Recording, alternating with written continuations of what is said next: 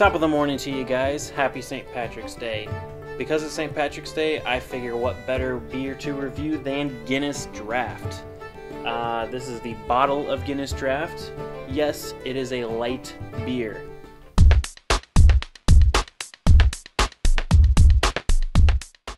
Does it look like St. Patrick's Day yet? I think so. Now when I poured it, the bubbles were regular sized, I mean, as far as any other beer, but then after a while they started to get smaller, and they formed the ever famous Guinness head. This is about 2 fingers. You don't really get quite as epic of a head with a bottle. As far as the color, very slightly see-through. I mean, I can't really see through it, but I can just kind of see some light poking out of it. The light that is coming through is very red.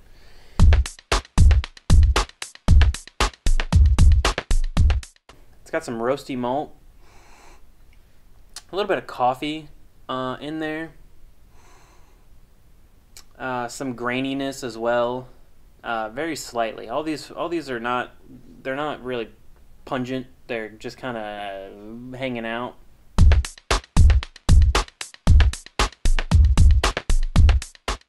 This is kind of watery, almost. Usually what happens is, because of the nitrogen, it feels heavier. It's got smaller bubbles. It's got, it gives it a creaminess almost, and this is kind of lacking in that.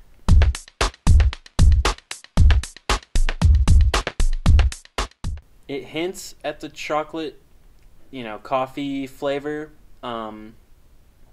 but it doesn't beat you in the head over it. It's very subtle. I was drinking one of these earlier with my brother and my family because it is St. Patrick's Day, and earlier I described it as charcoal. Now as I'm drinking it right now, I wouldn't be that harsh with it. This doesn't taste quite like charcoal, but it's kind of there. I mean, it's a little bit of a charcoal taste. To me, it hints at the other flavors that you get with stouts. Like the chocolatiness and the coffee and kind of the roasted flavor. This does have a big roasted flavor, but it doesn't have the sweetness, I would say, from like other stouts.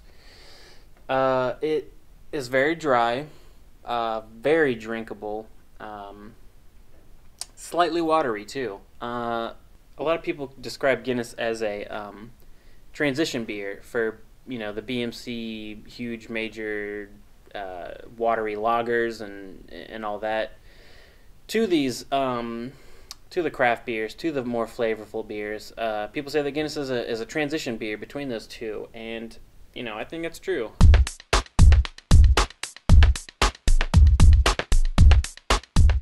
As far as the rating for Guinness in a bottle, I'm going to clarify by saying Guinness in a bottle, it's going to have to be between a 2 and a 3. I'll say 2.5. Now, I hate doing decimals. That's why I did the 1 through 5 rating, because I didn't have to mess with all these little fractions and all that stuff. But 2.5, I think, is about how I would rate this beer. The reason is because Guinness in a bottle is not the same as Guinness on tap. Guinness in a bottle is more widely available, I would say, than Guinness in the on tap. If I was drinking Guinness from a tap, I would probably give it a higher score, but I'm not doing that right now. I'm doing the Guinness in the bottle. So, if you've never had a Guinness, try Guinness. If you have to try it from the bottle, don't let that discourage you from trying it on tap.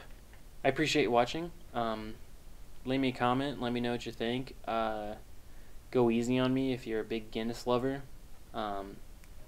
You at least have to admit that Guinness on tap is better. But I appreciate you watching, and we'll see you next time.